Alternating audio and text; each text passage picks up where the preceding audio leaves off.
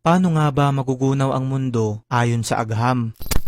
Mga kaibigan, base sa pag-aaral na ginawa ng ilang mga scientists na pinangunahan ni William Thomson patungkol sa kung paano masisira ang ating mundo at buong kalawakan, nagkaroon sila ng isang konklusyon at nakabuo ng isang teorya na tinawag nilang Heat Death of the Universe Theory. Dito nakasaad na sa loob daw ng 100 bilyong taon ay hindi na natin makikita ang iba pang galaxies kahit nagamitan pa natin ito ng high-end na telescope. At pagsapit ng 1 trillion years, masisira na ang iilang natitirang bituin sa kalawakan na siyang permanenteng magpapadilim sa buong universe. Ang matitira na lamang ay mga black holes at iba pang particles at hindi rin magtatagal, mag-e-evaporate din ang mga bagay na to hanggang sa wala na talagang matitira sa kalawakan at ito ay magiging sobrang dilim at wala ng kalaman-laman panghabang buhay.